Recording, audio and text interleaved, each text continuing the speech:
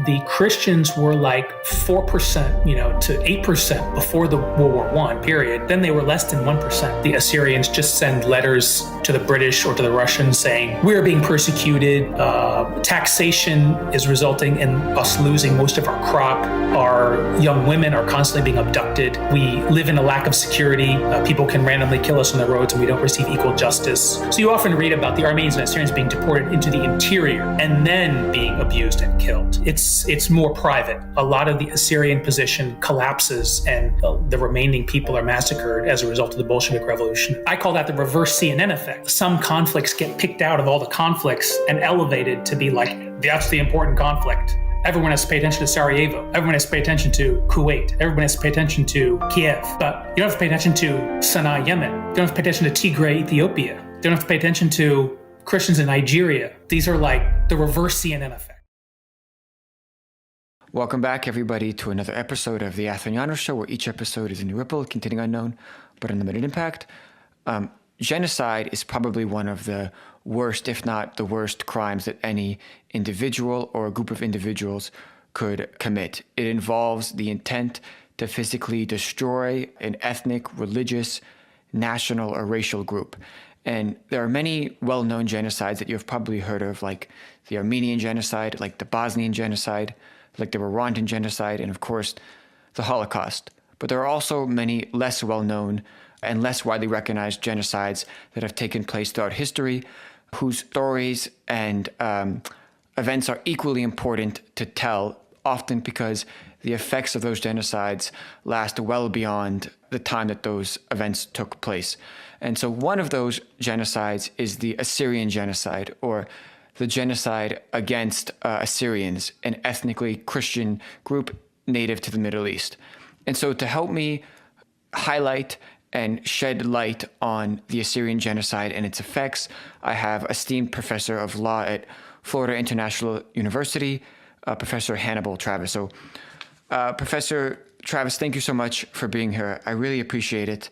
I'll just give you a brief introduction because I don't have time to go through your entire resume because it's incredibly vast. But Professor Travis is the author of numerous scholarly articles and books on the Assyrian Genocide, including Native Christians Massacred, the Ottoman Genocide of the Assyrians during World War I, Genocide in the Middle East, the Ottoman Empire, Iraq and Sudan, Missions, Minorities, and the Motherland, Xenophobic Narratives of an Ottoman Christian Stabbed in the Back, and the editor and author of 2 chapters in the Assyrian Genocide, Cultural and Political Legacies.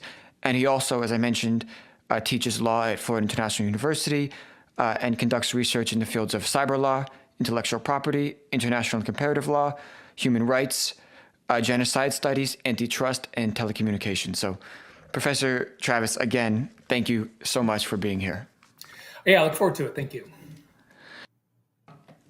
So my first question, because I mentioned in the intro that many people probably don't know about the Assyrian Genocide or about the Assyrians as an ethnic group more broadly. So just the first question is, who are the Assyrians?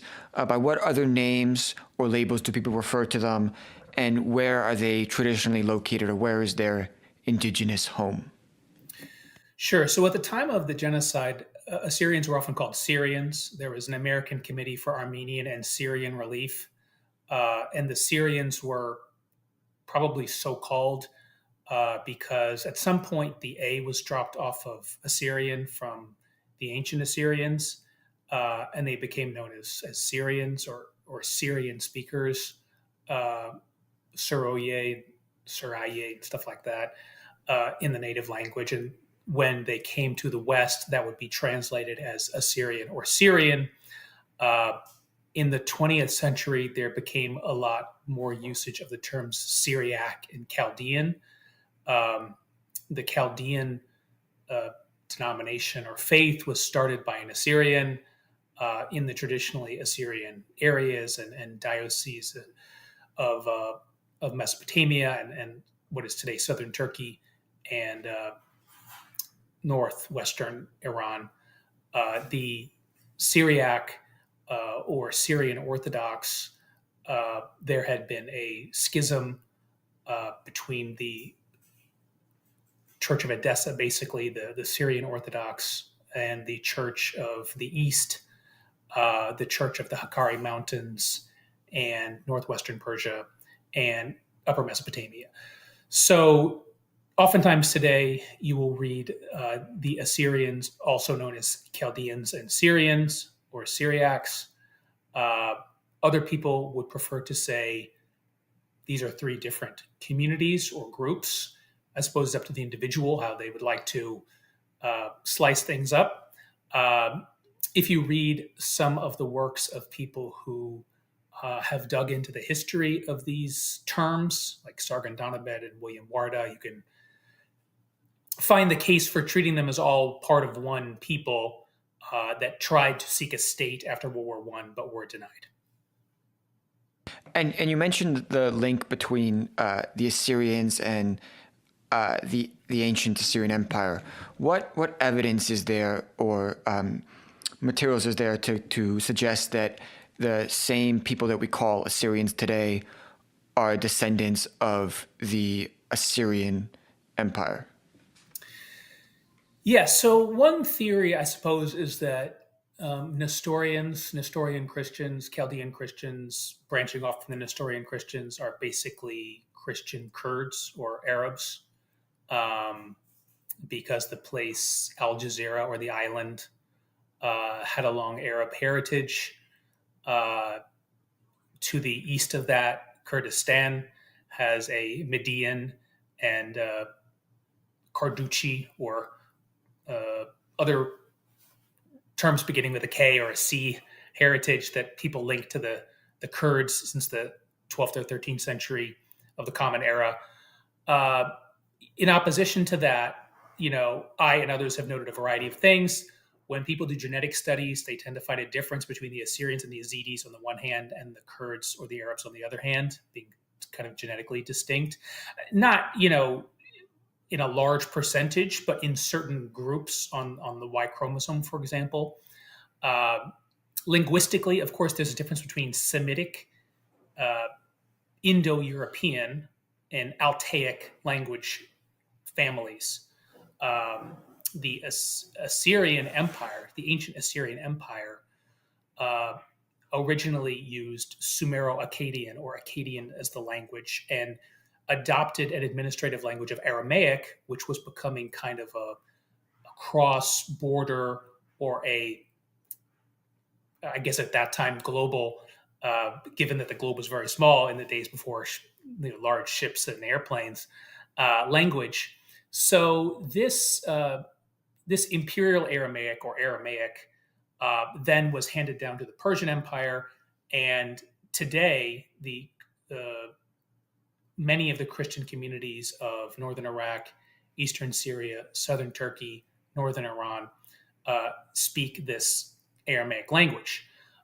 It has distinctive Akkadian and other influences that sort of signal to some scholars a continuity of populations from the time when the same agricultural or other terms were being used in Akkadian and then shifted over into Aramaic, almost like Latin words into English or something like that. Within the religious histories, you can find texts indicating that the Christians of Edessa and the other areas converted from the worship of, say, Nabu, ancient Assyrian Mercury. Part of the annual New Year's festival was Nabu. So, and in places like Hatra and in Upper Mesopotamia and other places, they find amulets with the gods of the ancient Assyrians: Shamash, Sin, Nabu, Tammuz, all that kind of thing, from medieval times. So the Assyrian Empire was supposed to fall in like 600 before the Common Era and so forth. But they're finding these amulets from 800, 1000, 1200 of the Common Era with the same deities' names on them. So if these people had been ancient Kurds or ancient Turks or ancient Arabs who had converted to Christianity, you should find the Arabian or the Indo-European gods or the Altaic gods, which have different names than Shamash, Sin, uh, Nabu, and Tammuz, um, than the Assyrian names. So that's another point of evidence that I look to. Also, they're in the same place, of course.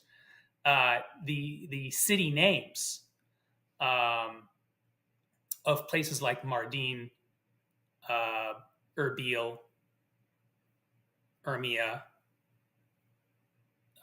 Nineveh Plains, Nineveh Province. These are all ancient Assyrian names and words. Some of them are words.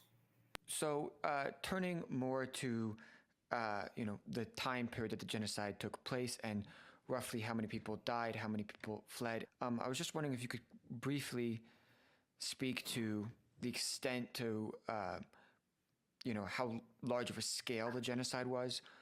Again, when it took place roughly, and just broadly what the effects were of the genocide.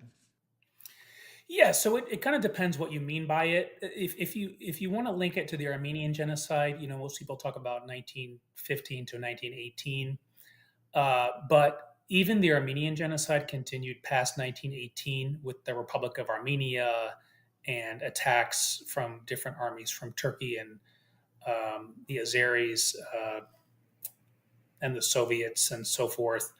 Uh, on the Assyrian side, you can go all the way back to the 1840s. You can go all the way forward to the 1930s. Now, of course, what happened in the 1930s in Iraq is a different regime than the Ottoman Empire. But some of the military officers there, of course, had gone to Ottoman military schools. So there is a certain continuity there, too. One way to think about it is a 30-year genocide of 1894 to 1924. But things were still happening, especially in the Iraq, Turkey, or then Iraq, Mesopotamia, Turkey border in 1926. So you'd have to go past 30 years, even within the 20s. And also, in terms of 1914, the effect was more pronounced on the Church of the East Assyrians in Hakkari and close to Urmia, the Ottoman Persian border, than it was for the Syrian Orthodox, who experienced more of a peak in 1915. And it also was more pronounced for the Assyrians and Chaldeans of Urmia in 1918, kind of as a second large wave. Whereas by that time, there are some reports that the Syrian Orthodox had reached kind of an accommodation, or those who were surviving had experienced less persecution in 1918 than in 1915. And that's the time frame. In terms of the numbers, you hear some people talking about, the upper hundreds of thousands, but the Assyrians of the time often spoke of 175 to 250,000 because there were not necessarily a million Assyrians, Chaldeans, and Syrians, even if you add up the Ottoman Empire and Persia at that time. There are estimates going up to 500,000 in Ottoman Empire and Turkey. There are estimates going up to a couple 100,000 in Persia, but it's difficult to get to a million. And in terms of survivors, there were maybe 150,000 or so, but it depends what you're counting. And there may have been some uncounted people who went to places like the United States and Russia. So that can be difficult to count the after period as well. So the numbers are pretty rough. They're also rough for the Holocaust or for the Rwandan genocide or for other events in history. But I put it at about 250,000.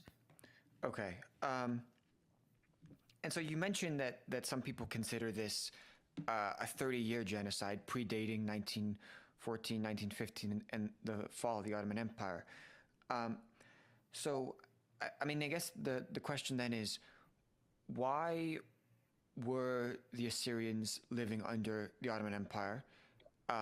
Where in the Ottoman Empire were they living? And how were they treated before this 30-year period, 30-year genocide period in the Ottoman Empire by the authorities, by the other ethnic groups living with them? Yeah, so I go into this in two of my books. In terms of the coming under the Ottoman Empire, not all Assyrians did fall into the Ottoman Empire. Prior to the First World War, there was a series of conflicts between the Ottoman Empire and the Persian Empire, in which Kurds often played a part as well. And they basically settled at a border east of the Hakkari Mountains, west of the Urmia Plains, and northwestern Persia, what is today northwestern Iran. So there were, as I said, the bulk of the Syrian-speaking people were to the west of that border in the Ottoman Empire, which also included the three provinces of Mosul, Baghdad, and Basra, and the several provinces of Syria too. So how did that happen? It's a very long story, and it goes through like not only many different governments, but many different types of government. There were local. So after the fall of the Assyrian Empire, there was the Chaldean Babylonian Empire. Then there was the Greek and the Seleucid Empire, a Hellenistic empire, various Arab caliphates, various Persian empires, especially in Mesopotamia, the Byzantine Empire in Anatolia, and conflicts between the Byzantine and the Persian Empire in some of the same areas that the Ottomans and Persians had conflicts. And then Turkic leading to Ottoman empires, and in between the Arabs and the Turkic Mamluks and other kingdoms and empires.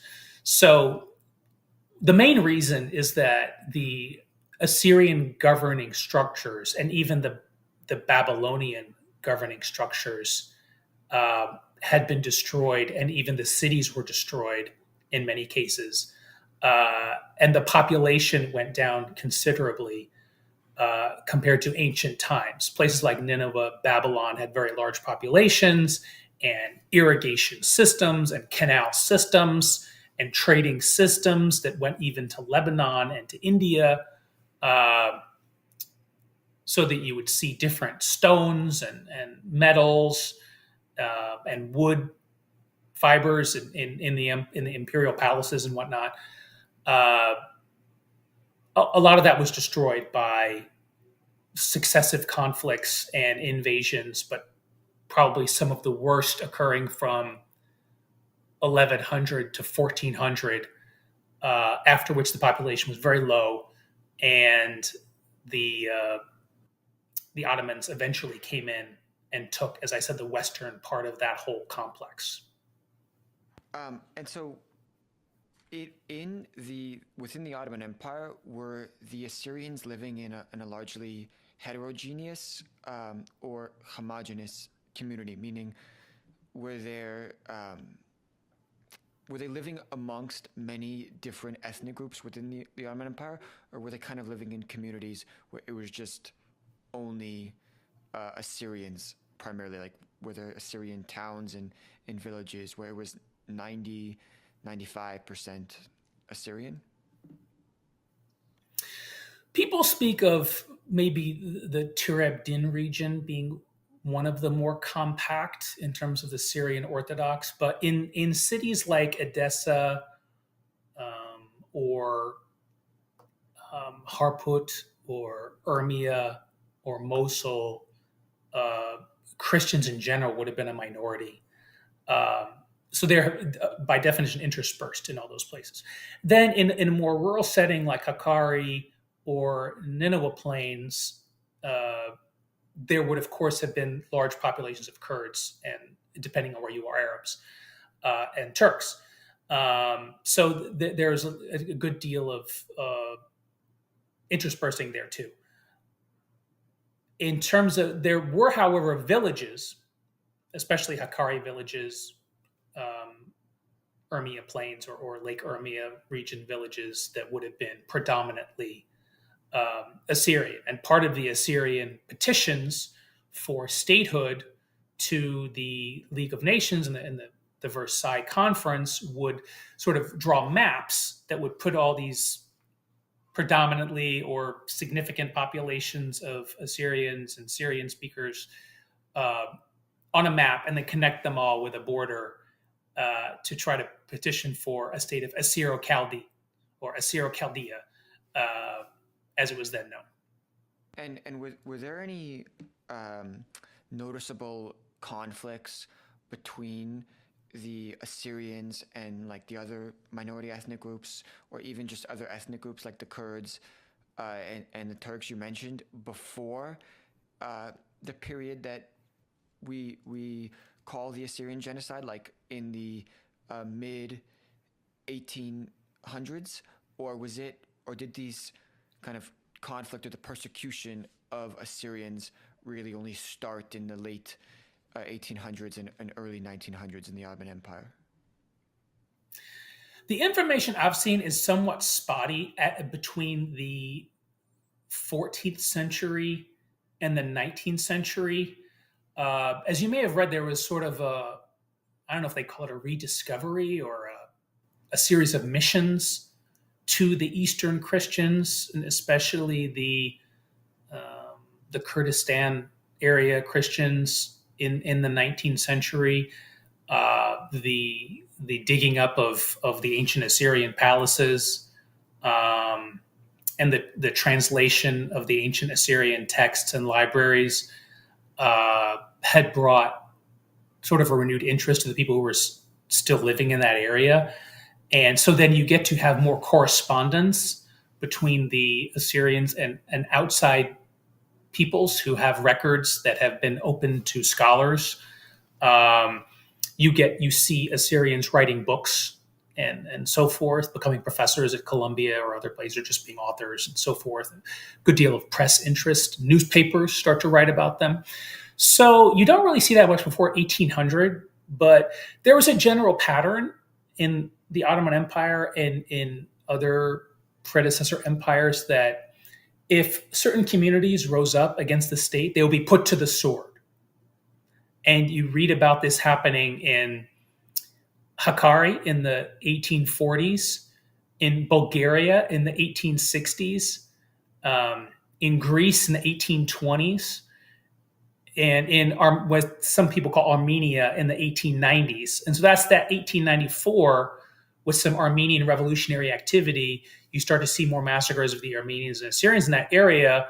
So this is way before World War II. It's like World War I. I'm sorry, it's 20 years before War I even breaks out. So that's also relevant to a genocide studies framing, because if there had been this, as many people say, this uninterrupted tolerance and good treatment that was only interrupted by the war, and there had been sort of just collateral damage in combat, that would be highly relevant to a defense of no genocidal intent or just accidental civilian damage. But the fact that there was this policy of declaring one race to be the ruling race and other races or peoples or sects to be liable to being collectively put to the sword, that looks today like a discriminatory or derogatory or exterminationist intention or policy. You mentioned, this long-standing policy of one group ruling and other ethnic groups or religious groups or racial groups that try to rule themselves or separate, being put to the sword. If there was this long-standing policy of that, why then was there this sudden outbreak of putting people to the sword and massacring people in the 1910s and during what we call the Assyrian Genocide? So there had been a history of either humanitarian intervention or non-Ottoman expansion into Ottoman regions when prior episodes of putting peoples to the sword had occurred. So Russia supported the Greek War of Independence that sort of spared the Greeks from further what they used to call wholesale massacres or genocides after the 1820s. The Balkans started to become either independent or part of the Austro-Hungarian Empire, and there was some discussion of Russia. Russia did support Balkan independence and the Bulgarian cause. Britain, there was a lot of controversy in Britain about supporting the Bulgarian cause. In Lebanon, France and potentially other Catholic states had an interest in protecting the Catholics of Lebanon. So some of these episodes of wholesale massacre were interrupted by either the threat or the reality of Western intervention. Now, what happened in World War I is relations are ruptured between the Ottoman Empire and the British, French, and Russians. So they don't care anymore what the British, French, and Russians said. They have joined a joint war plan with Germany, which they believe to be the most technologically advanced and agriculturally productive and most effective military of their day. It's kind of like aligned with the United States today, to attack Russia and to invade Russia, and eventually to push towards India and perhaps push west to retake parts of Africa and the Balkans that had been lost to Ottoman control. So if then they see another episode of these peoples being rebellious, like in Greece, like in Bulgaria, like in Lebanon, that had resulted in peoples being put to the sword, they're going to do it on an even broader scale, because now they don't have to be, they can throw away this consideration of Western intervention because they're already at war with the West, with the Allies in the West. They're not at war with Germany and Austria, of course, but with the non-German West. So it was kind of this like, we don't have the same constraints on our actions that we did prior to the war because we're already at war with the people that we would be previously wary of acting against or acting in a way that is contrary to what they want. Meaning if the British and the French and the West was kind of cause for Ottoman restraint prior to World War I, well then when war had broken out between the Ottomans and the British and the French, then naturally the British and the French are no longer restraining, the Ottomans are no longer wary of what the British and the French are going to do because of their actions, because the war had already started. Yes, and that's painting with a broad brush. There are exceptions, because there was still a possibility of some kind of intervention or pushback, both from the Ottoman allies and from the Ottoman enemies. On the Ottoman allies' side, there were, number one, diplomats, Germans and Austro-Hungarians, and neutral countries and countries with which the Ottomans were not focusing their combat, like the Russians, who would object and say, don't kill the Catholics or the Protestants or whoever that they have an interest in as a diplomat. There's famous cables from the German diplomats in Mosul and Aleppo and so forth. Secondly, especially on the coast, the Ottoman Navy is not necessarily a match for the British and French Navy. So places like Beirut, Haifa, Tyre,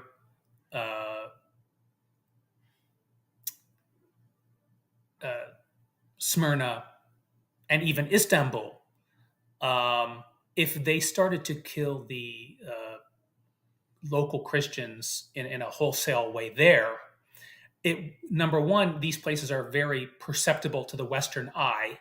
There's more Westerners there for trade and diplomatic purposes than would be in the interior of Anatolia or Mesopotamia or Syria. So you often read about the Armenians and Assyrians being deported into the interior and then being abused and killed. It's more private. It's kind of like the Germans in World War II. There was less open extermination in Amsterdam or Hamburg or Rome than in interior of Poland, Auschwitz, or interior of Belarus, Ukraine, and occupied Soviet Russia. It's number one, it's hidden from the eye. Number two, it's a war zone. And number three, you're already at war at anybody who would oppose you in that area. Whereas, the Dutch and the Italians and so forth were not that resistant to the Germans until very late in the day sometimes. I don't know if I answered your full question there. Yeah, I was speaking about how it's kind of an overstatement to say there was no remaining fear of intervention, because there were exceptions made, especially for large populations of Armenians in Istanbul, large populations of Christians in Lebanon, and significant pockets of Jews and Christians elsewhere. And really the entire Jewish population was basically spared. Whereas there was some degree of Zionist or other anti-Ottoman activity that could have been used as a pretext to treat Jews like Armenians. And at one point, I believe there was a threat to treat the Jews like they're Armenians by one of the relevant governors, but it didn't materialize in a large-scale fashion. I mean, why were the Ottomans so hard on the Assyrians and also the Armenians? Were they acting in such a way that were either threatening to gain independence from the Ottomans or disrupting the Ottomans' war effort? Like, why was it so important for them to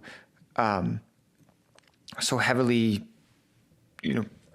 eliminate them or send them away from their homes? And what was the purpose of this from a strategic standpoint by the Ottomans? Yeah, so like with other genocides, the contacts between the local minorities and the rival states of the majority population governed state were used as a reason and sometimes a pretext to target the minority population for being a third column or for stabbing the state in the back. We protected you. We gave you a home. You should have been loyal to us. Now you're rebelling. You're stabbing us in the back. You should be wiped out. That's the Holocaust narrative. Jews are joining the Bolshevik Russians. They are against Germany and the Nazis. Therefore, they should be targeted and persecuted and eventually killed. The Tutsis are in league with Uganda against Rwanda. Uganda is invading Rwanda. Therefore, let's preemptively kill the Tutsis in Rwanda, is the thinking of, genocide perpetrators as articulated by international tribunals sometimes. And there are other examples like this. The Vietnamese in Cambodia are enemies of are going to be allied with the Vietnamese government, which is fighting Cambodia. Therefore, the Khmer Rouge exterminates the Vietnamese of Cambodia. Stuff like that.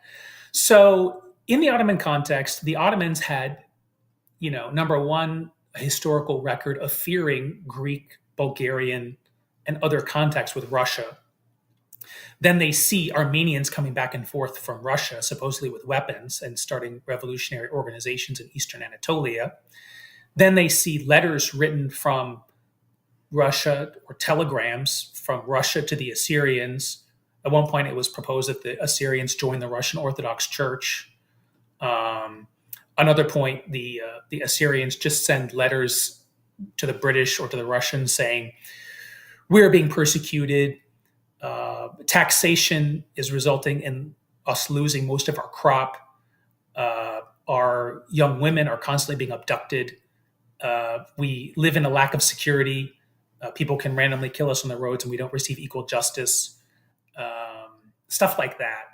And so they see that they're appealing to the West for protection, just like the Greeks did and the Bulgarians did. That ended up in independence. So we need to put them to the sword like we did the Greeks and the Bulgarians. Understood.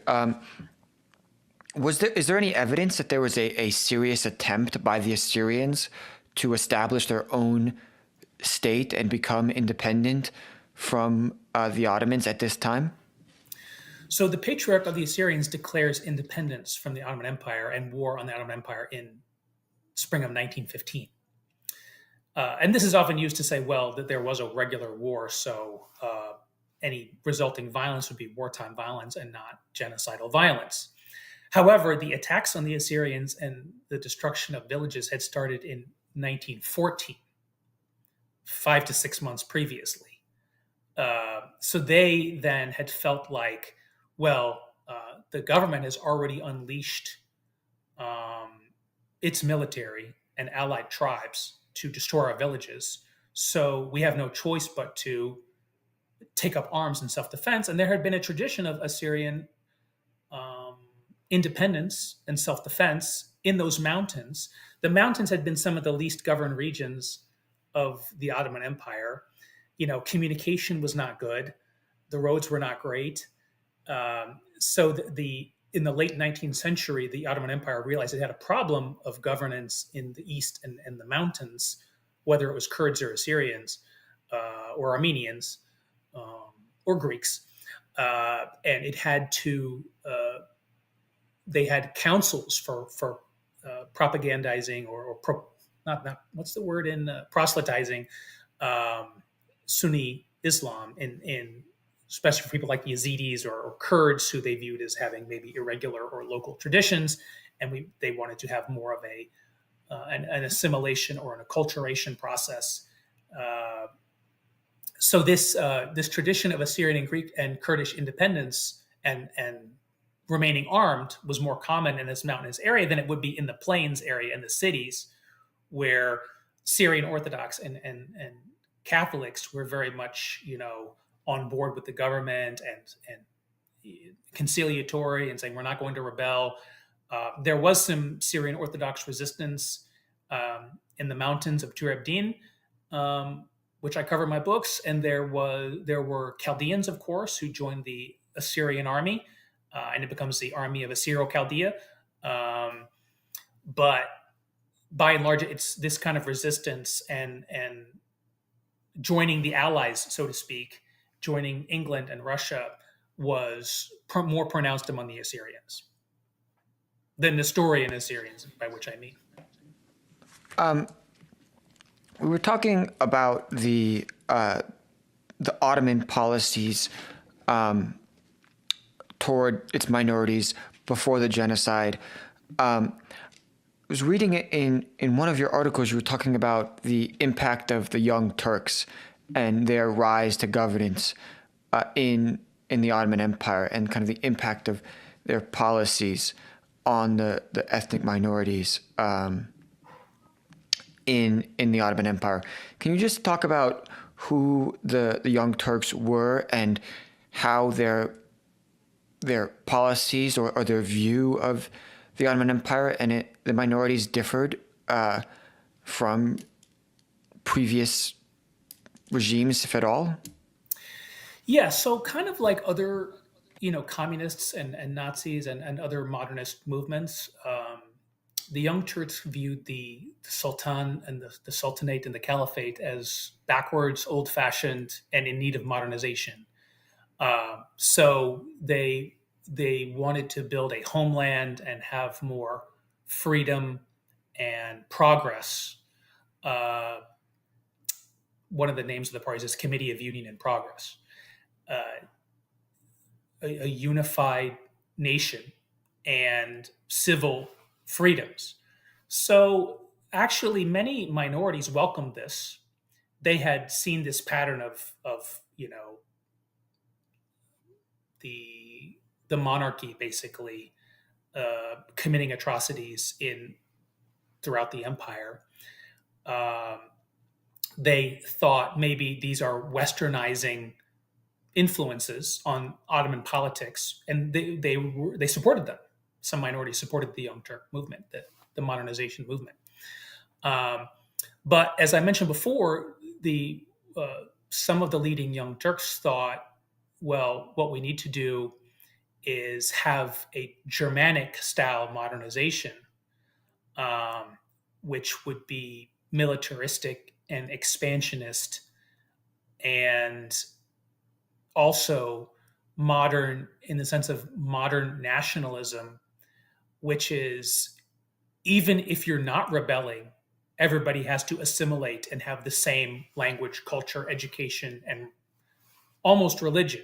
They didn't necessarily say that in the beginning, but some of their theorists said things like that, which is people need to have the same culture if they're going to be in the same country, which is not the idea of the old caliphates, which is we can extract taxes from you and you can submit to us whether or not you join our religion. There were pressures to join the caliphate's religion under various caliphates, but there were these surviving pockets that, if they didn't rebel, could even grow in size. And under the late Sultanate, actually, there was a push for even more tolerance than that. The concessions were given to the Western powers to say, stop intervening in our internal affairs. We will grant greater protections against unjust taxation and unjust treatment in the courts to the minority communities. We'll convene a parliament. The Tanzimat period. We'll have a constitutional monarchy. But with the 1890s rebellion, with a series of coups in the early 1900s and in 1912, this more tolerant period starts coming to an end. So it sounds like the Young Turks were pursuing a policy of like Turkification of the Ottoman Empire. Is that? That's what it becomes called in 1912 and onwards, and it becomes the theory of the Ministry of Education and the political parties law and the media law, which is you cannot say or teach that there are multiple peoples and nations inside of Turkey. Everybody has to say they're a Turk, and everyone's a Turk, and there's mountain Turks and non-mountain Turks, but there's no Kurds and Turks, and there are Christian Turks, but there are no like Assyrian nation Christians remnant here, and there's no Armenian nation remnant here. Those are all myths.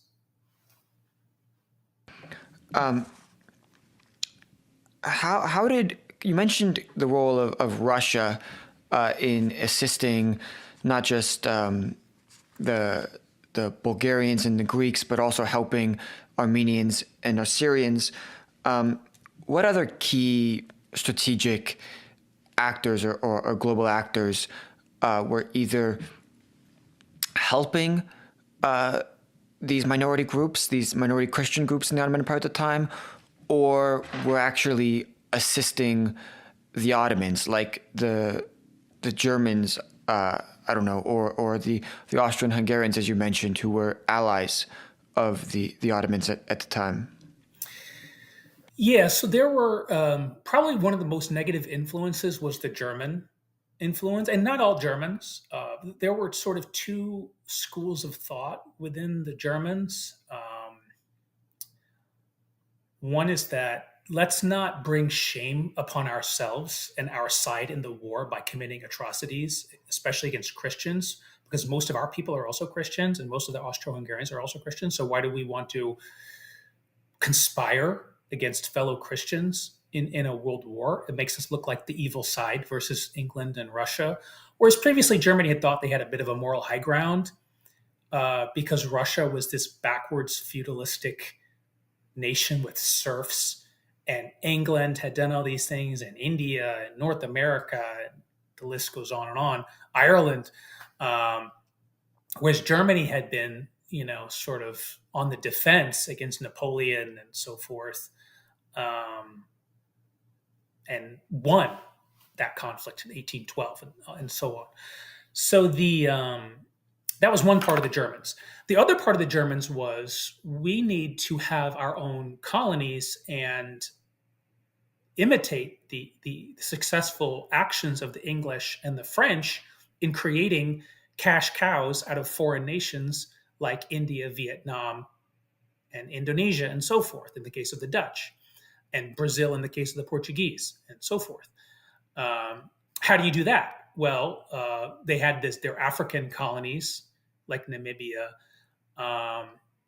and then they had the plan to build a railroad from Europe to Mesopotamia and send people to grow food and gain living space, not in Russia like in World War II, but in Mesopotamia, Syria, and Armenia along this railroad. So there was one theory of the German geopoliticians, the theorists of geopolitics, that this will be like a dagger in the heart of Eurasia, and we will control the central productive core of Eurasia. Probably Ukraine had a part to play in it too, as a breadbasket of Europe, but we'd have these two breadbaskets in addition to Germany. Hitler kind of replaces that with a Soviet and Ukrainian breadbasket. And so part of that plan is the local Christians need to either join as like colonial labor, kind of like the French and the British would basically enslave people for manual labor in Africa and Asia to build railroads, to build roads, the corvée system. And they could work in kind of quasi unfree fashion on these new farms and railroads and infrastructure projects, or they could be replaced. And eventually it goes in that direction. So that's a very negative influence, the German one. Now, within the Germans, when the war starts, some Germans, as I say, appeal to stop killing the Christians, and especially the Protestants, and so for the Catholics. The English are also divided. The Greeks are divided, and the Russians eventually become divided because of the Bolshevik Revolution. A lot of the Assyrian position collapses, and the remaining people are massacred as a result of the Bolshevik Revolution in 1918. The French also adopt a double role or a betrayal stance by taking the Kemalist side after they start to experience losses in Silesia and other places, and they're generally in a bad economic and social situation after the war because they've lost millions of men. And Italy, same thing. I mean, you mentioned that most of the killing happened when they would force people kind of into the inner parts of the Ottoman Empire and try to make these killings like as hidden as possible. Is there any argument that these different groups, like the Germans, like the English, like the French, like the Italians and the Greeks, weren't necessarily aware of the extent to which the killing of Christians in the Ottoman Empire were actually taking place, because it was, as you said, the Ottomans were trying to hide it? Or do you think that there's evidence that the British and the French and the Germans knew exactly what was taking place, and as you said, for just strategic reasons, they decided either not to do anything or to kind of play it safe? There is a certain amount of doubt that went on.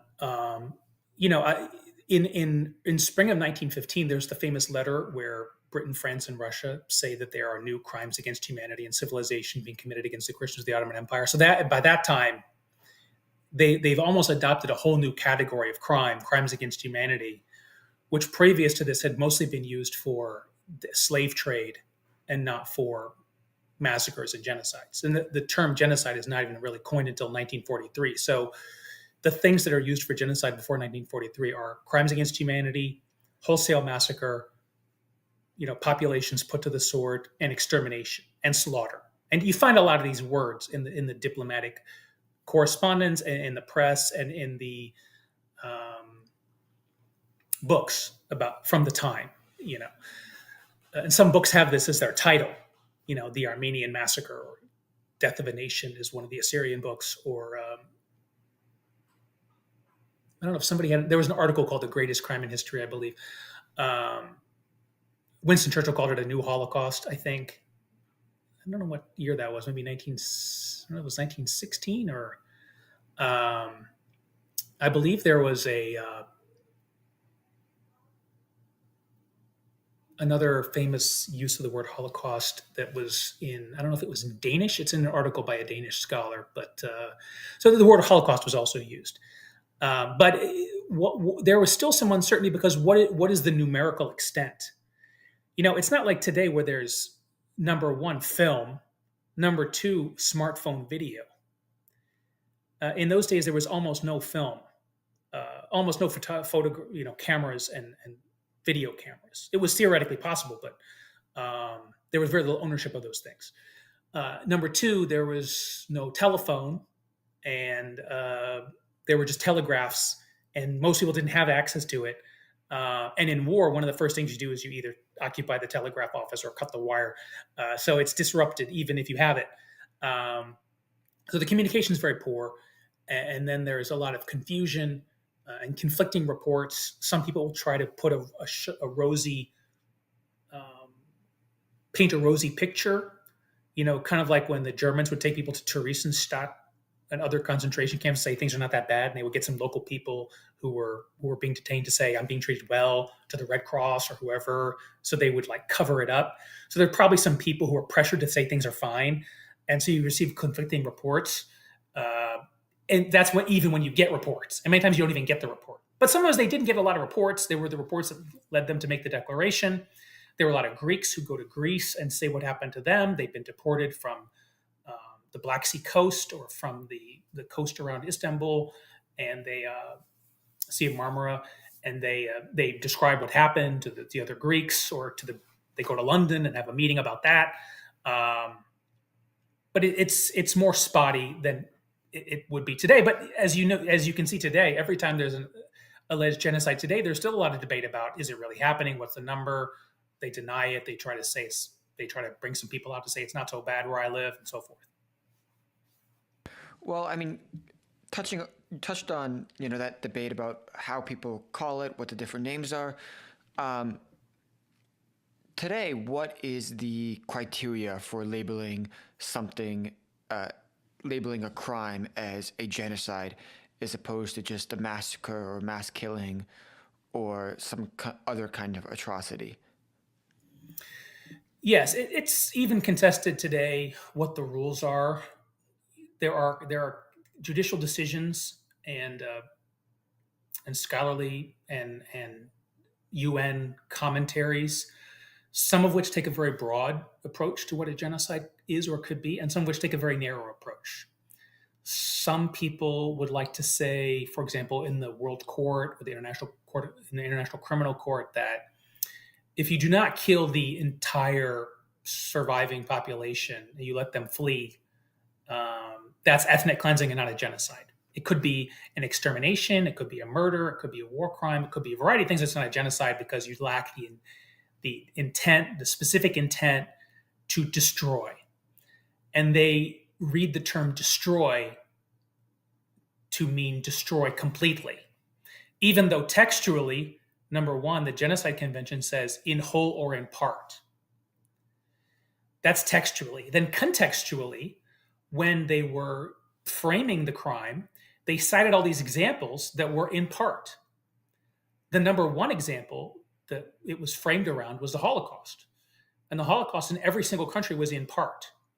It ranged from 90% of the Jewish population to less than 10% was killed. It depended upon local conditions, collaboration, number of camps, scenarios of conflict and scarcity and so forth in the area. But it was varied greatly. And then that's not to mention all the other examples people cited. So Raphael Lemkin, who came up with the idea of genocide, said we should have a crime that's not primarily about the individual, but it's about the culture of the individual. You're attacking their culture or their nation. or their religion. So it should be about, losing the distinctive cultural contributions and geniuses that come from having different types of peoples in the world.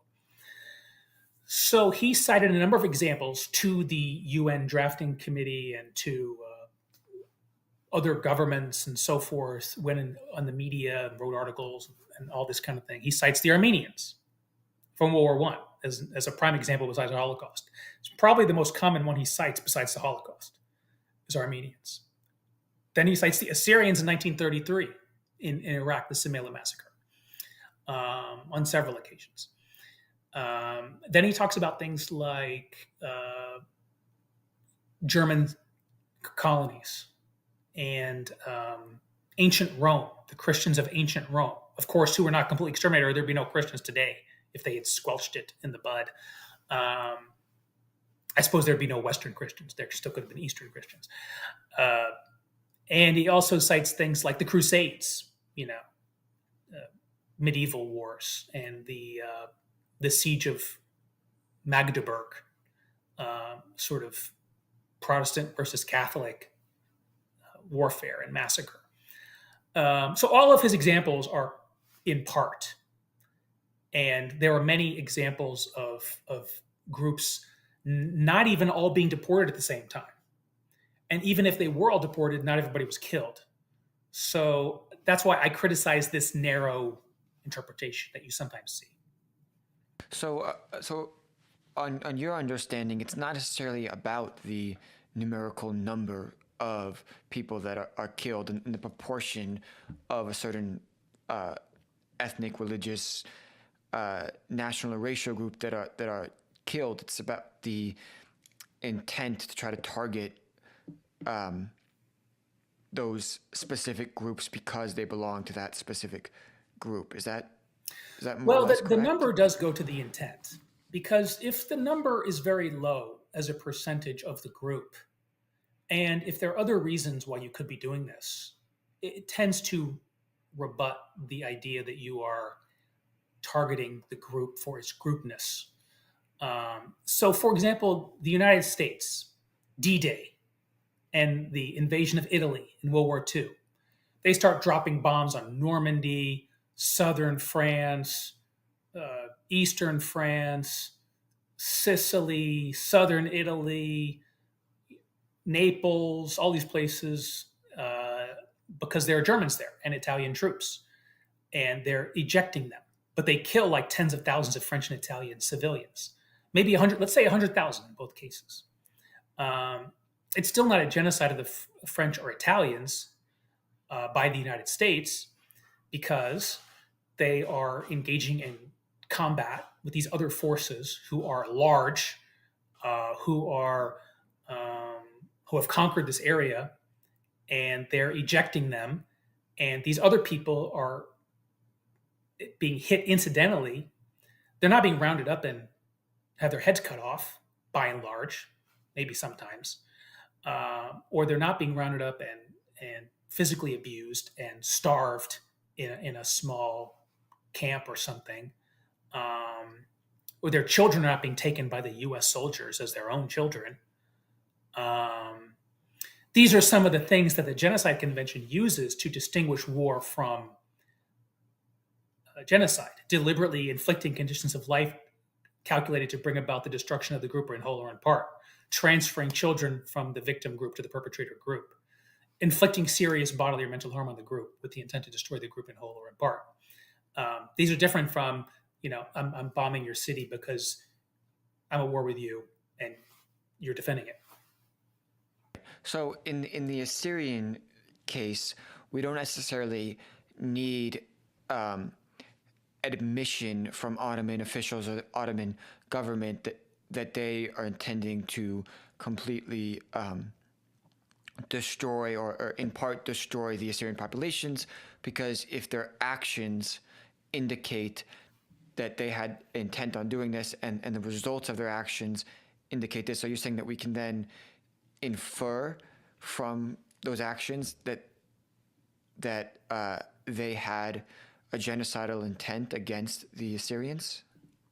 Yes, and though it is very helpful to have admissions, and there are a variety of admissions that I look at and other people look at, things that were said to the American ambassador, things that were said in memoirs after the war. Hakan Dadrian went through all that stuff because he read Turkish, and collected things there. Things that the Germans said that somebody told them. These were allies, and sometimes these were confidential German cables. So why would they lie to their own government about something negative that their own ally had told them? So these are very helpful, but it's not necessary. And there are two examples I often look at as to why it's not necessary: Bosnia, Srebrenica, and Kosovo. So Yugoslavia, the government of Yugoslavia would say, we have nothing in the abstract against the Bosnian Muslims or the Kosovar Muslims.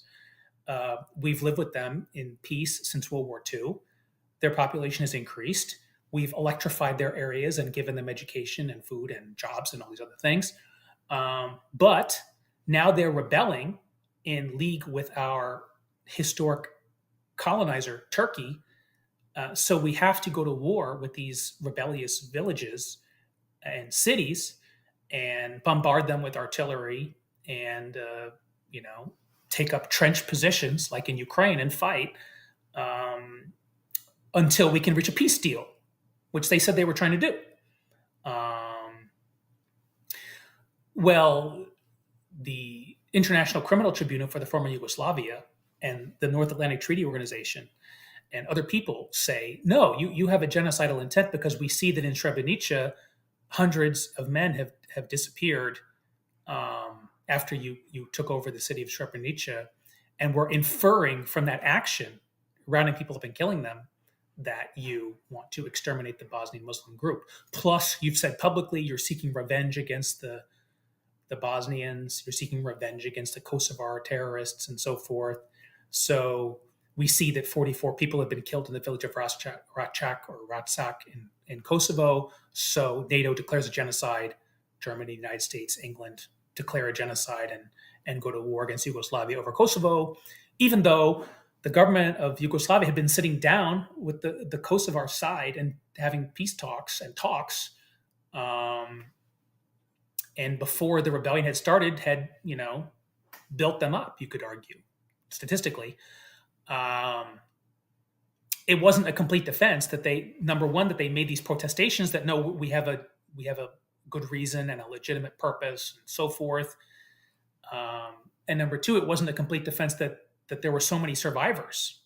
And there were so many survivors in Bosnia and Kosovo that the victim group became the government of the area where the genocide supposedly occurred. Whereas today, if the Assyrians and the Armenians governed Eastern Anatolia, who would talk about the Armenian and Assyrian genocide? Nobody. If they had their own states there, nobody would talk about it. But they talk about it, even though there is a Bosnian state and a Kosovar, like, statelet. Some people recognize it, some people don't. But it exists. And so I look at some of this jurisprudence to say the mere fact that there was a rebellion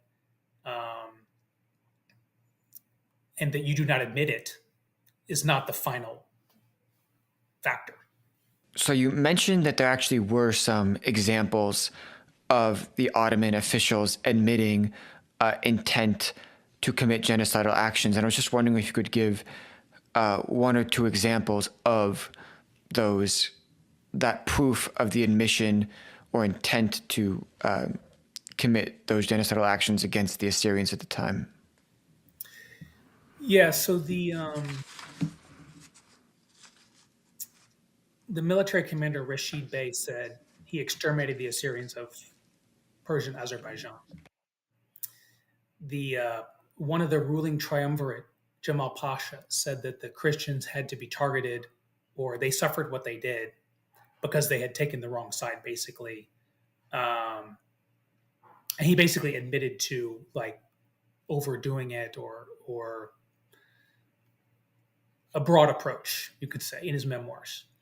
There are things that were said by the special organization, the Ottoman sort of, like, you could call it like a CIA or like a covert unit that would work with criminals and local tribes people to do like non-conventional operations, not the conventional army, but the special operations. And there is a variety of like euphemisms for extermination in their records. The deportation documents. I think Taner Achem wrote a book called what was it called? The Armenian Genocide Cables, or something like that. The telegrams, the Armenian Genocide telegrams, something like that.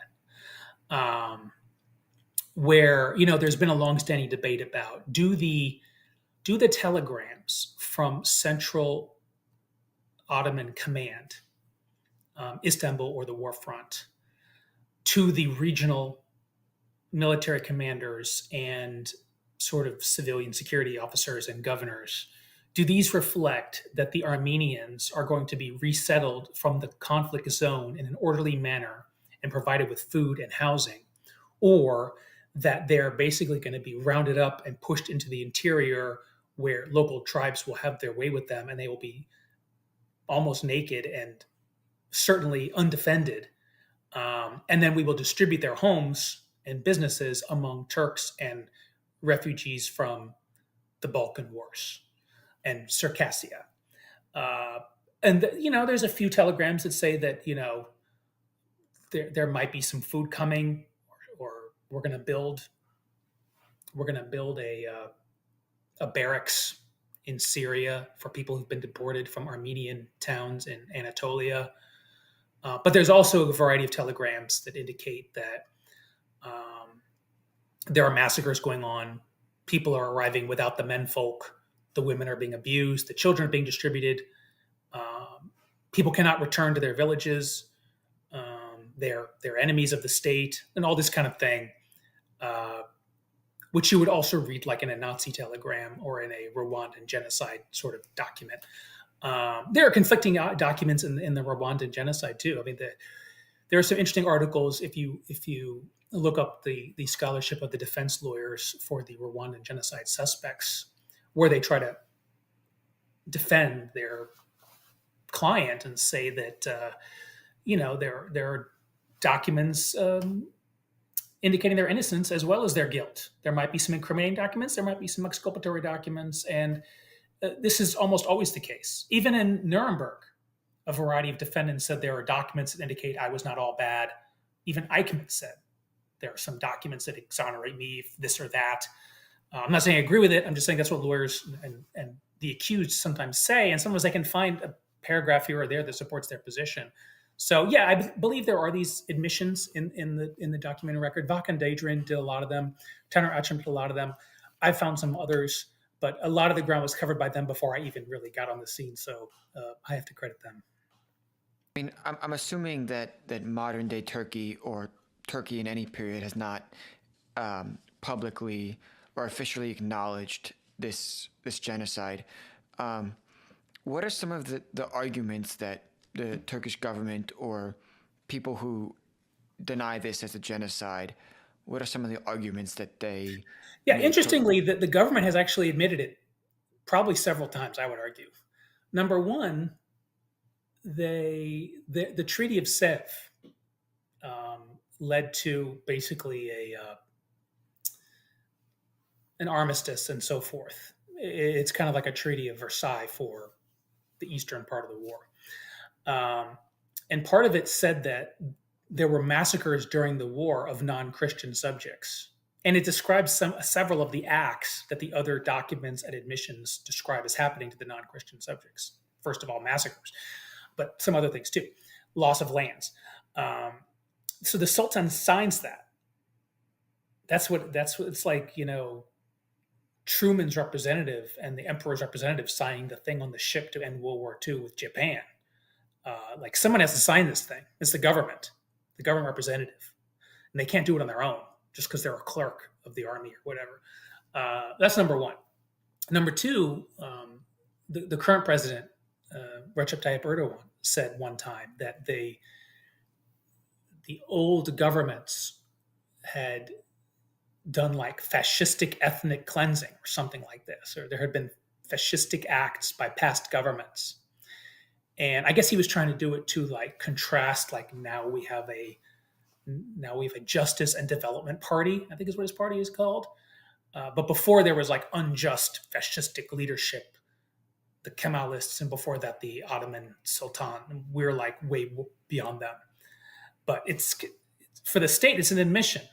Then there's a variety of other things where they put documents on their website of the Ministry of Foreign Affairs saying, oh, yes, there were massacres of Armenians, but it was during a chaotic situation, and there were survivors. So they think they're defending themselves by saying, well, there were survivors and there was not a complete eradication, but it's actually highly incriminating because, like I said before, complete extermination is not required. I don't know if I answered your whole question. No, you did. The other part of it, which, I mean, the question was based on the premise that the Ottomans have denied it and made a case why it wasn't a genocide. And then the second part of that question was, what are the arguments for it not being called a genocide? And it sounds like some of them are that it was during war and that there were survivors, as you just said. Yeah, no, and the third one would be there were also Turkish and Kurdish civilians who were killed, including killed by Armenians and Assyrians. So those are probably the top three, but some others might be like numerical arguments, like the number of Armenians and Assyrians was not that high in the first place. Number two, the number of survivors was actually very high. So they would say that there were originally only 1.1 or 1.2 million Armenians who had not voluntarily migrated to Russia already in 1914. And then there were 800,000 at the end of the war. So the deduction is 300,000 to 400,000, not 1 million or 1.2 million or 1.5 million, all of which you see Armenian genocide scholars quoting. The actual original records, some of the German records, they talk about 1.5 million as of 1918 to 1920, just Armenians. But, there's various numerical arguments you can make to minimize the original population and maximize the residual population to say that it was not a majority that was killed, or it was a relocation, or whatever. So as to the first point, as I said before, all these genocides that Lemkin listed and that tribunals have discovered have occurred during some kind of a war: World War II, Rwandan Civil War, Yugoslav Civil War, Cambodian international wars, Myanmar Civil War. There's a few that don't involve a war. The UN once spoke about the Iranian extermination of the Baha'i faith or Baha'i leaders, but there was the Iran-Iraq War at that time. And people talk about Chinese Uyghurs sometimes, like the United States. Is that a civil war? Probably not. So there's a war in most of these cases that have resulted in a conviction or a theory as to why it's a genocide. Number two, the survivors. I think I already addressed that. Number three, the Turkish and Kurdish victims. And here I note that the Germans actually have a much better argument, and the Hutus have a much better argument for victims on their side than the Turks or the Kurds in World War I. Because, of course, Germany lost like millions of people, and the cities were turned utter rubble, including the capital city, which didn't happen to Istanbul, or Smyrna, the nice city on the coast, or Ankara, or several other cities. They still have their ancient, churches and mosques and everything, whereas a lot of the stuff in Germany and Japan was totally destroyed. So that's not a good defense that you had civilian victims on your side. Also, they were invading 3 continents: Asia, Europe, and Africa. Or in the period that they include as suffering all these casualties, like from 1820 to 1924, they had operations in all 3 continents. So that's a huge place in which to say, oh, we lost all these soldiers. Well, of course, you're trying to fight 100 different peoples. It doesn't mean you didn't perpetrate genocide. And the Germans, similarly, they lost men against the French resistance. against the Dutch resistance in Russia, in Yugoslavia, in Greece, in Poland, against the Americans, bomb from the air, blockade, poison gas in World War One. It's not a defense. No one's ever considered that to be defense, that you've had all these. Now, it can be a defense sometimes when there's like mutual combat and, both sides are suffering civilian casualties in the context of, let's say, Russia and Ukraine. They both fire missiles at each other's cities. The proportions and the modalities are relevant to whether there's a genocide or not.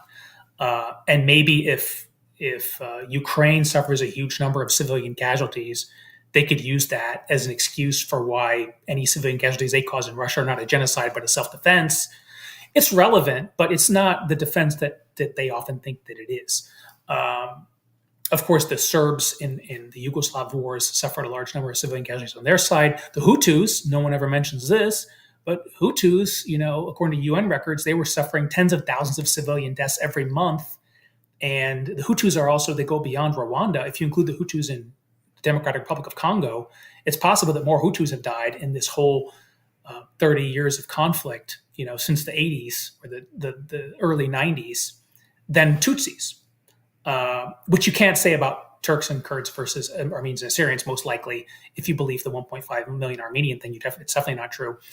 And if you include Greeks, it's probably not true either. And if you look at the statistics, which I often do, for Turkey after the war, the Christians were like 4%, to 8% before the World War One period. Then they were less than 1%. And there were 12 million Turks and Kurds remaining. And today, sometimes Kurds say that there are 15 to 20 million Kurds just in Turkey. So how could there have been this massive targeting of Kurds if you have all these Kurds surviving, and not just surviving, but growing to where, there are only less than 100,000 Armenians and 10 million Kurds, and the Armenians and the Kurds used to be a similar number in the late Ottoman Empire. So there's a vast disparity today, which is more like what you would see with the German Jews or the Polish Jews or something like that than what you would see with like two-state wars, where it's kind of like balanced. What is the number of Assyrians remaining in the kind of Mesopotamian region or modern day Turkey or former Ottoman Empire today? It's difficult to say. I mean, some people say that there used to be 2 million Christians in Syria, 1.5 million in Iraq, 150 to 250,000 in Turkey, and 50 to 100,000 in Iran, not including like the Protestants who are Persian, with which there's a very wide range of estimates, because who knows? It's almost illegal to be a Protestant who used to be a Persian Muslim. So that you have to ignore that part of it. But since the Iraq and Syria wars and aggressions, probably there are more like 150,000 in Syria and maybe 250 to 300,000 in Iraq.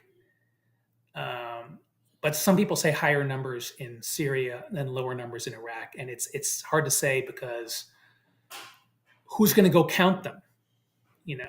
Some of these places have basically been destroyed, like Tel Tamer and the Kabul area and Aleppo. And so it's not a very good place to do a study. Last time I think they did a decent study of Iraq was 2006 in terms of, trying to estimate civilian casualties. I think people try to update it, do it using other ways, like in PLOS1, the journal. But I don't think it's by and large due to doing a new nationwide survey of have your relatives been killed in the war? Plus, even if you did that, all the people who, some members of their family were killed by ISIS, so they fled Syria for Armenia, or they fled Iraq for Australia, you wouldn't get them because you're doing a study in Iraq and Syria. You're not doing a study in Australia and Armenia. You'd have to do like this global diasporic study to even figure it out. The death toll, I mean. So it's hard to estimate any of these things. What is? I mean, we talked about the cases for it being called a genocide, and you kind of debunked some of the defenses for it not being called a genocide. I'm just wondering why in your opinion is it important for this to be called a genocide versus just a massacre? Like, what are the implications and the benefits, I guess, of labeling it as a genocide or it being classified as a genocide as opposed to just mass murder or killing? Well, as you know, like generally, if a government like murders or tortures somebody, there's no result of the state crime of murder and torture. You know, they're sovereign. They often have sovereign immunity. You might have heard the Supreme Court oral argument where they're talking about what if the president drone strikes his political opponent? Is he immune? And the majority is like, yeah. So, but sometimes this was Lemkin's original idea that genocide should be different than all that because, you know, we might not want to have a international court where anytime somebody like is in a gunfight with the police, you know, the governor goes on trial at The Hague. That would be an unwieldy and intrusive system that would undermine sovereignty. But at the same time, it would take sovereignty too far to say, yeah, you can just get rid of one of your components of your people and call it sovereignty. Sovereignty has limits, and one of the limits is preserving the living forces of humanity and the biodiversity, you could call it today, although he didn't have that word, of the species. So where you start to threaten the survival of a group, there should be a variety of consequences that ensue. And the Genocide Convention talks about a couple. It talks about prevention. So there should be a way to prevent it. And the United Nations had recently been formed with the Security Council. Now the Security Council, when they debated it, it doesn't necessarily have the right to intervene in every domestic issue and say you're doing this wrong. But they have had a record of intervening where there's a domestic pattern of atrocity that also threatens international consequences and to destabilize the peace. So that's one. It also talks about the states' parties may establish an international criminal court. Well, of course, that didn't work out so well because it took them 50 years to even have an ICC treaty. In the meantime, they created these mini tribunals like Yugoslavia, and the United States and Russia did not even join the International Criminal Court as ratifying parties. Maybe they can be subject to it anyway if somebody like Afghanistan or Ukraine joins the court, you know, hasn't been adjudicated to its finality, to its final conclusion. But it's not going to be very effective anyway if there's no extradition process. And so the third thing is civil. And this is a lot of what I focus on because it's like the most realistic. And a lot of the Security Council interventions against genocide actually end up being almost worse than the cause. We could talk about that, but it's a big topic. But you could talk about the Iraq sanctions as an example of that. Not an intervention against genocide necessarily, but some people use genocide-like language in 1990 to justify that. But the third thing is civil. That's the World Court. One country should be able to sue the other country for reparations in the World Court, and the World Court can issue reparations. And it's not a criminal thing. It's a civil thing. There could be an order to stop. There could be symbolic remedies like establish a monument to the victims, apologize, count the victims, and let them return to their homes, like the Treaty of Sèvres said. That's why I said that one book that the Treaty of Sèvres was very forward-looking, because it looks forward 100 years early to today. What some people are saying is like, if Uganda invades the Congo and Rwanda invades the Congo and all these people are massacred and the women are abused and people lose their homes, there should be an order in the World Court that they can return to their homes, the survivors, if they want to, in in the Congo and receive some kind of material reparation from Rwanda or Uganda. And that only started happening like in 2005, whereas the Treaty of Sèvres already said this in 1920.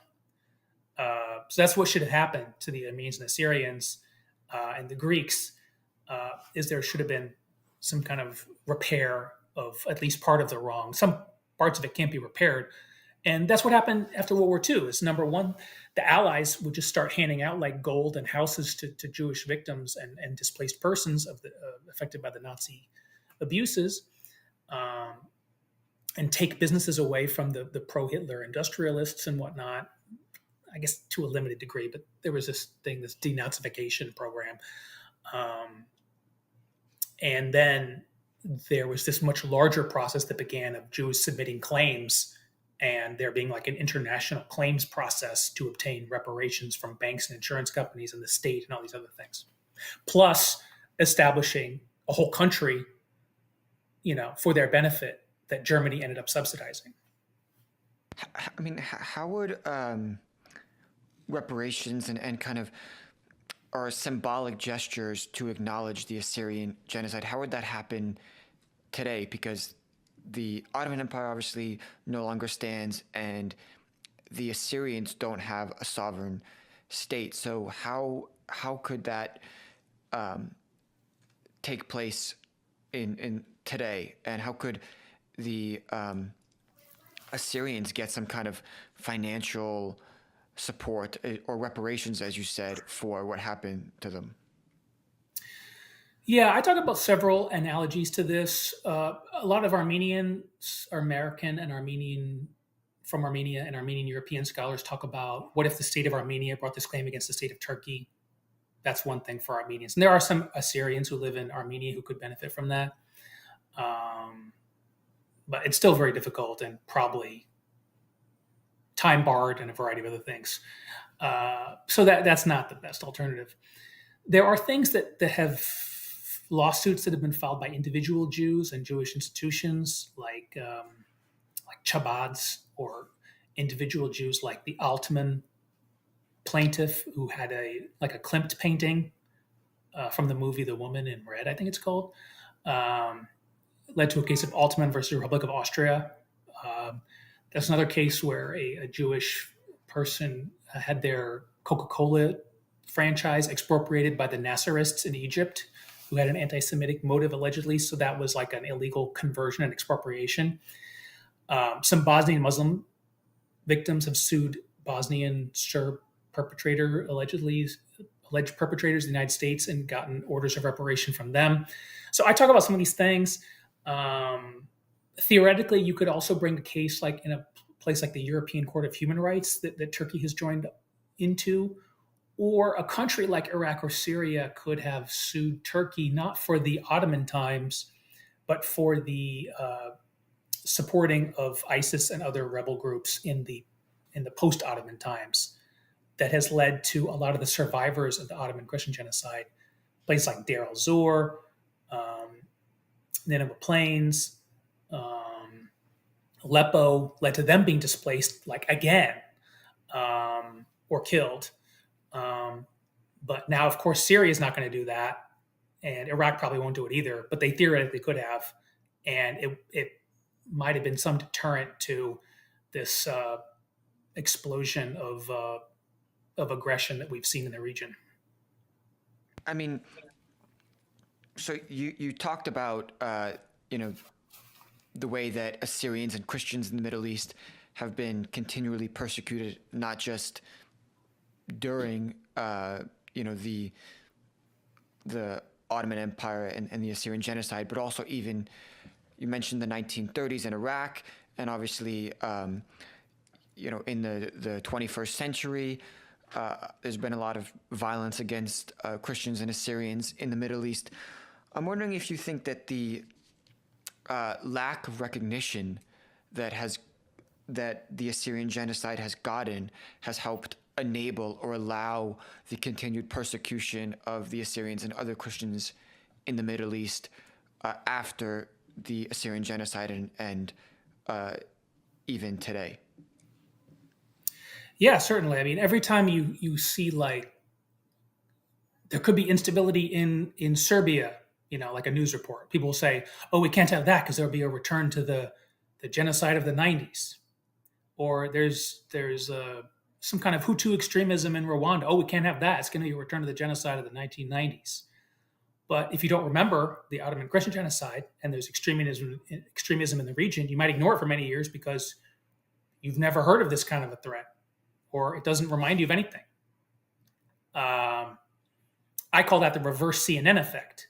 The CNN effect is this concept in kind of like journalism and genocide studies where some conflicts get picked out of all the conflicts and elevated to be like, that's the important conflict.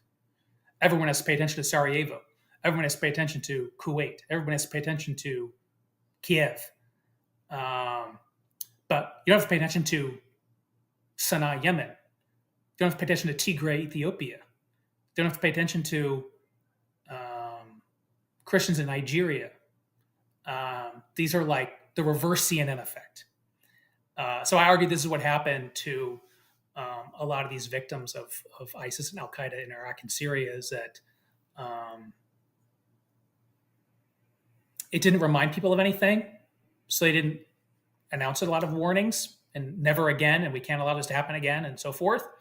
And after it started happening and there was some attention, it very quickly like, okay, we're tired of this. Let's move on to the next thing that's like more significant, like Ukraine. So let's forget about Iraq completely. So these Yazidis are still displaced and poor in the areas occupied by ISIS and Assyrians. But you've never heard a word about it since 2022 because it's all about Ukraine 24 hours a day. That's the CNN effect, or the reverse CNN effect in the case of the Yazidis.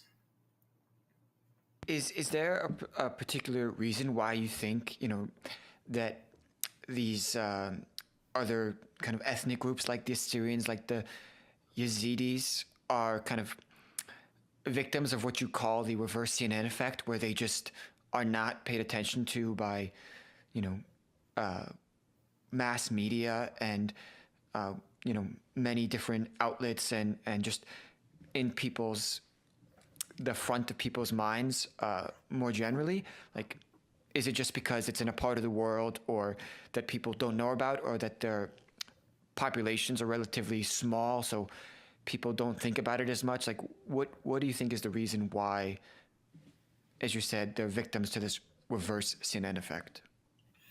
Yeah, I mean, many of the countries that get a lot of attention, they have a lot of other countries with the same ethnic group or religion to defend them and like care about them. It's kind of like how France, tried to care about the Catholics in Lebanon. I mentioned in 1860. So like Kuwait, one of George H.W. Bush's, first points about Iraq invading Kuwait is a member of the Arab League. Can't have this. Well, what league is Assyria a member of? None. It doesn't even exist. Armenia might be the member of some league like, I don't know, UN or something, but everyone's a member of that. So it doesn't necessarily get you that far. And the other thing that you see is diaspora populations. Sometimes there are large diaspora populations of the conflict that's supposed to be important in other countries. They bring attention to it. And while there is an Assyrian diaspora population, it's just very small compared to certain other populations that are larger and bring attention to their conflicts and victimizations.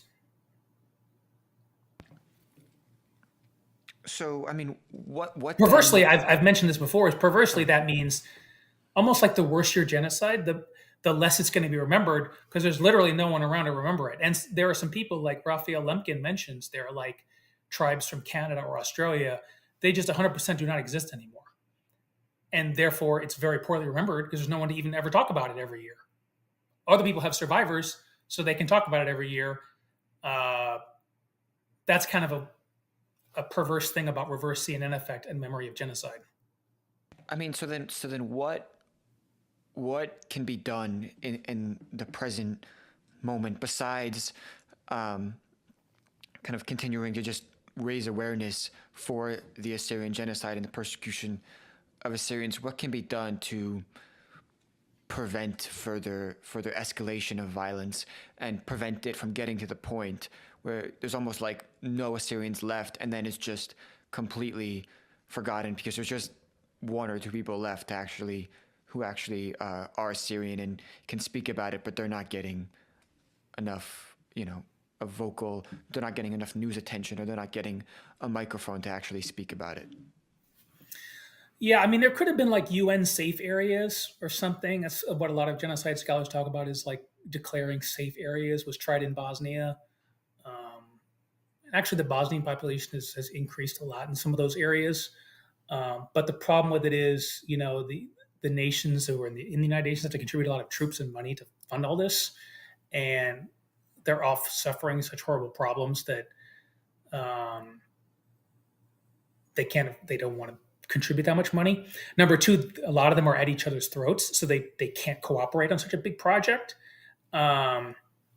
Was that a relic of an era in the 1990s after the Soviet Union collapsed and people were kind of like more on the same page? There could be UN interventions. So in the alternative to that, there's refugee admissions.